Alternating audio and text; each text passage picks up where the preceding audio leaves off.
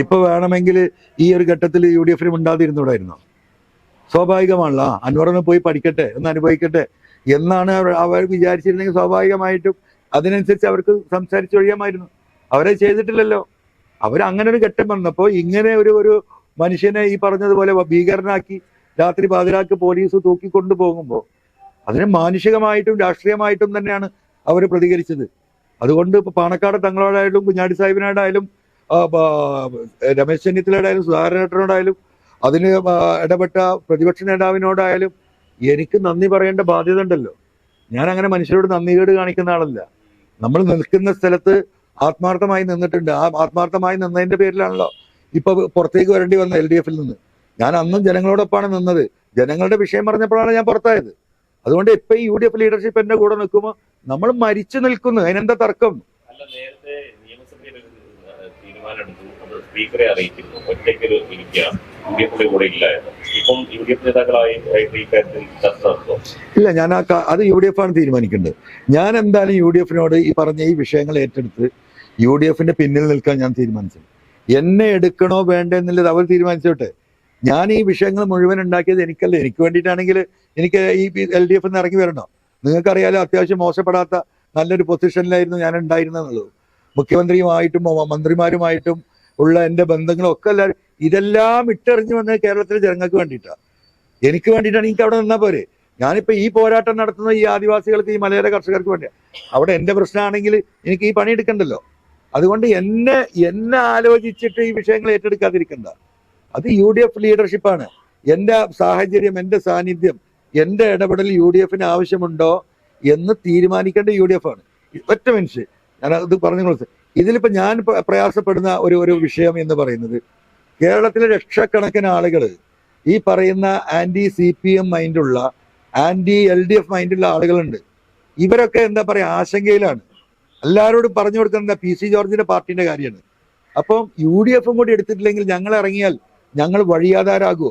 മനുഷ്യന്റെ സ്വയമായിട്ടുള്ള എന്താ പറയാ ഒരു എക്സിസ്റ്റൻസിനെ അത് ബാധിക്കുമോ എന്ന് തോന്നുന്ന ആളുകളാണ് പലരും ഭയപ്പെട്ടിട്ട് നിൽക്കുന്നത്. ഇപ്പൊ തന്നെ ഈ അറസ്റ്റ് ഉണ്ടാ, ഈ അറസ്റ്റിന്റെ മനുഷ്യൻ മനസ്സിലാക്കണ്ട. ഞാൻ 4 ദിവസം മുമ്പാണ് CPM-ലെ ചില നേതാക്കന്മാര്, ചില MLA-മാര്, ചില മുൻ MLA-മാര് ഈ എന്താ പറയാ മുന്നേറ്റത്തോടൊപ്പം വരാൻ സാധ്യതയുണ്ട് നിങ്ങളോട് പറയുന്നത്. അവിടെയാണ് അറസ്റ്റ് വരുന്നത്. നിങ്ങൾ മനസ്സിലാക്കണം.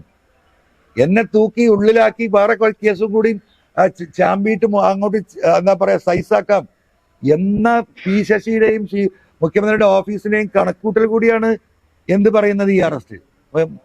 ചോദിച്ച ചോദ്യം, അപ്പൊ ഇവരൊക്കെ ഒരു ചെറിയ ആശങ്കയില്ല. ഞാൻ UDF-ന്റെ ഔദ്യോഗിക ഭാഗമാകുന്നതോട് കൂടി നിങ്ങൾ എഴുതി വെച്ച കേരളത്തിൽ എന്താ സംഭവിക്കാൻ പോകുന്നത്, ആ പൊളിറ്റിക്സ് അനലൈസ് ചെയ്യേണ്ട ആരാണ്? UDF ലീഡർഷിപ്പാണ്. ഈ UDF-ന്റെ ശക്തി പകരാൻ അപ്പുറത്തുനിന്ന് ആള് വരണല്ലോ. ആ അപ്പുറത്തുനിന്ന് വരാൻ നിൽക്കുന്ന നേതാക്കന്മാരും പ്രവർത്തകരും അവരുടെ മനസ്സിൽ വലിയ ആശങ്കയാണ്. കാരണം കഴിഞ്ഞ 4-5 മാസമായിട്ട് ഇത്ര വലിയ വിഷയങ്ങളിൽ ഞാൻ ഇടപെട്ട് സംസാരിച്ചിട്ടും UDF നേതൃത്വത്തിൽ നിന്ന് അനുഭാവപൂർവമായ ഒരു UDF-ന്റെ പ്രവേശനത്തിനുള്ള വഴി തുറക്കാതെ കാണുമ്പം വന്ന ആളുകൾ തന്നെ എന്താ പറയുക ചെറുതായിട്ട് ഇങ്ങനെ ബാലൻസ് ചെയ്ത് നിൽക്കുകയാണ്. അതാണ് ഇതിലെ വിഷയം. താങ്കൾ ഈ വിഷയങ്ങളൊക്കെ ഉയർത്തിയപ്പോൾ തന്നെ പൊളിറ്റിക്കൽ നെക്സസിനെതിരെയാണ് താങ്കൾ പറഞ്ഞുകൊണ്ടിരുന്നത്. ഇപ്പോഴും അതേ നെക്സസ് നിലനിൽക്കുന്നുണ്ട്. തീർച്ചയായിട്ടും ആ നെക്സസിന്റെ ഭാഗം തന്നെയല്ലേ ഇത്. CPM എന്ന് എവിടെയാണ് നിൽക്കുന്നത്? CPM-ന്റെ ഉദ്ദേശം എന്താ? CPM-ന്റെ ഉദ്ദേശമല്ല, സോറി, പിണറായിയുടെ ഉദ്ദേശം എന്താ? പിണറായിക്ക് ഏൽപ്പിച്ച ഉത്തരവാദിത്തങ്ങൾ ഇനിയിപ്പോൾ ഞാൻ നിങ്ങളോട് പറയാത്തൊരു കാര്യമുണ്ട്. കാരണം അത് ജുഡീഷ്യറിയുമായി ബന്ധപ്പെട്ട ഒരൊറ്റ വിഷയമായതുകൊണ്ട് ADGP അജിത് കുമാർ ഇടപെട്ട ഒരു വിഷയമുണ്ട്. എൻ്റെ അടുത്ത് അതിൻ്റെ ഡോക്യുമെൻ്റ് ഉള്ളതാണ്. പക്ഷെ അതൊരു ജുഡീഷ്യറിയുമായി ബന്ധപ്പെട്ട ഒരു വിഷയമായതുകൊണ്ട് മാത്രമാണ് ഞാനിത് പറയാതെ നിൽക്കുന്നത്. അത് പറയേണ്ട ഒരു ഘട്ടം വരികയാണെങ്കിൽ ഞാനത് പറയും. അപ്പോൾ ആ നെക്സസ് RSS നേതൃത്വവുമായിട്ടുള്ള നെക്സസ് വളരെ സ്ട്രോങ് ആയിട്ട് ഇവിടെ പ്രവർത്തിക്കുന്നുണ്ട്. ആ നെക്സസിന്റെ ഭാഗം എന്താണ് CPM-ന്റെ നിലപാട്? നിങ്ങളൊന്ന് ആലോചിച്ച് നോക്കി. എന്താണ് ഇപ്പൊ ഈ ന്യൂനപക്ഷങ്ങൾക്കെതിരെയുള്ള സംസാരം? എന്താണ് ഈ മുനമ്പം വിഷയത്തിൽ ക്രൈസ്തവ സമൂഹത്തോടുള്ള CPM-ന്റെ നിലപാട്? ഇതൊക്കെ പറ്റിക്കപ്പെടുകയും എതിർക്കപ്പെടുകയും ചെയ്യുന്നതിൽ അതിൽ വേറൊരു പൊളിറ്റിക്സ് ഉണ്ട്. പിണറായി എനിക്ക് ശേഷം പ്രളയമാണ്. എനിക്ക് ശേഷം പ്രളയം.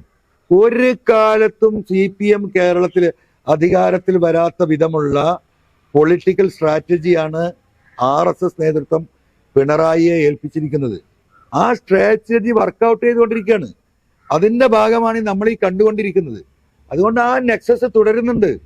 അതിന്റെ വിശദമായ കാര്യങ്ങൾ ഇനി വിശദീകരിക്കേണ്ടി വന്നാൽ ആ ജുഡീഷ്യറിയുമായി ബന്ധപ്പെട്ട് അജിത് കുമാർ നടത്തിയ ഇടപാടുകൾ അത് ഡൽഹിയിലാണ്, കേരളത്തിലല്ല.